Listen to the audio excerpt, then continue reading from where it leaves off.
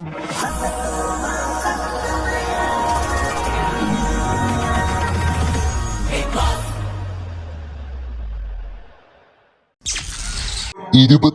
ദിവസം രാവിലെ 10 മണി.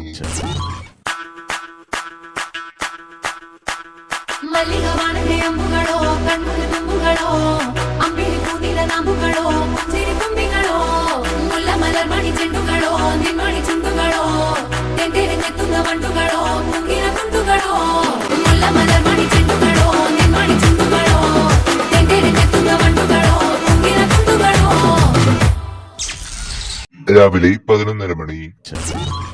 എന്റെ ലൈഫ് സ്റ്റോറി എനിക്ക് പറയാൻ തുടങ്ങുമ്പോൾ തന്നെ എന്റെ കണ്ണുകൾ നിറയും. കാരണം അത്രയേറെ ട്രാജഡി കോമഡി നിറഞ്ഞൊരു ഒരു ലൈഫാണ് എൻ്റെ മമ്മി ഓരോ ലഡ്ഡും 10 രൂപ 11 രൂപയ്ക്ക് വിറ്റ് അതിൽ നിന്ന് കിട്ടുന്ന ലാഭത്തിലാണ് എന്നെ പഠിപ്പിച്ചതുമൊക്കെ. അതിനുശേഷമാണ് ടെലിവിഷനിൽ ഒരു റിയാലിറ്റി ഗെയിം ഷോ ഞാൻ വരുന്നത്. സക്സസ്ഫുള്ളായി തന്നെ വിജയകരമായി തന്നെ ആ ഷോ മുന്നോട്ട് പോയി. എൻ്റെ ലൈഫിനെ കുറിച്ച് പറയുമ്പോൾ എനിക്ക് ഭയങ്കര സങ്കടമാണ്. ഞാൻ എൻ്റെ അമ്മ ഏറ്റവും കൂടുതൽ ഇപ്പോൾ ബിഗ് ബോസിൽ വന്നതിന് ശേഷം മിസ്സാവുന്നുണ്ട്. എനിക്ക് ഏറ്റവും കൂടുതൽ മിസ്സാവുന്നത് എൻ്റെ അമ്മ തന്നെയാണ്.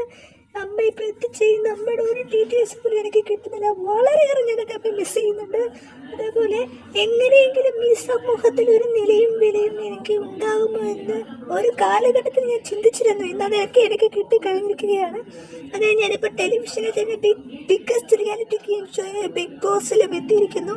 ഇനി ഇവിടെ നിന്നും ഇനി അടുത്ത എൻ്റെ ലൈഫ് എങ്ങനെയായിരിക്കും ഈ ഷോയിൽ നിന്ന് പുറത്ത് വരുമ്പോൾ ടേണിംഗ് പോയിന്റ് എന്നൊന്നും എനിക്കറിയില്ല. ഇതൊക്കെയാണ് എൻ്റെ റിയാലിറ്റി ഗെയിം ഷോ. ഞാൻ അമ്മ ഒരുപാട് മിസ് ചെയ്യുന്നു, ഒരുപാട്.